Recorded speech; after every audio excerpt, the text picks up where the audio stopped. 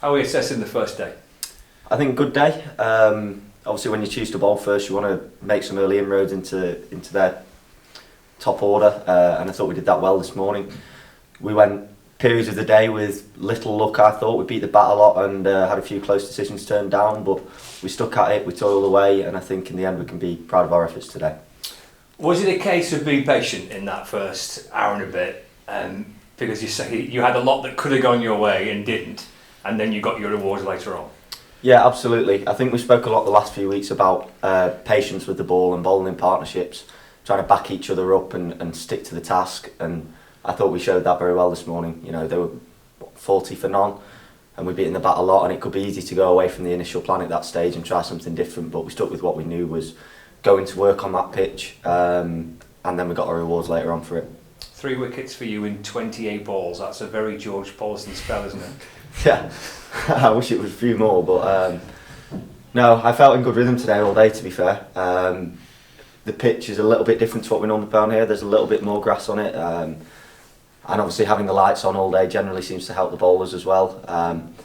So we just sort of had to hit top of off, and that suits my style of bowling. So proud of the effort from everyone. I was the one who ended up picking up 3 wickets, but it could have been anyone who got all the wickets today. I know you're keen to continue to improve your bowling. Was that close to where you kind of want it to be? Yeah, I think so. I still think it can be better than that as well. There was times where I still leaked a little bit throughout the day, and I think when you look at Bales and Will, when they have a good day, it's 3 for 40 as opposed to 3 for 60 odd off 17 overs.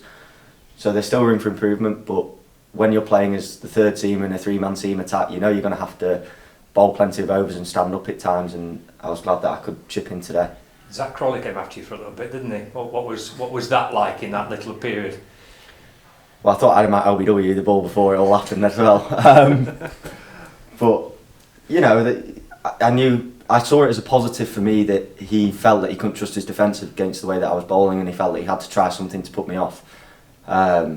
You know, he chipped one over mid-on, got a couple away, but then ultimately he tried to play the same way against Will in the next over and nicked one. So, again, in terms of bowling in partnerships, I think the pressure that we built forced his hand to sort of play in that style of way, and then we eventually got him out because of it. In terms of your bowling, I know you said in the past you'd like to get a little bit quicker if you can. Is that an ongoing process, and what can you do to increase that? Yeah, I think it is an ongoing process. I think I am starting to feel like I'm hitting the gloves a little bit harder already. It's just an ongoing process. I think it's hard to sort of change things once you get into the season. You know, you start focusing on outcome. How can I take wickets with what I've got currently and stick to the strengths that you've got?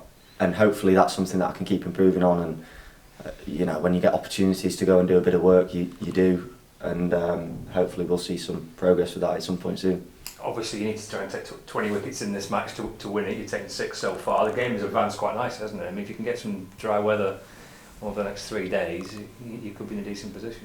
Yeah, I think looking at the forecast when we turned up today, we thought we'd be lucky to get more than a full session in. So to get just short of 70 overs is brilliant for us in terms of trying to get a result out of the game.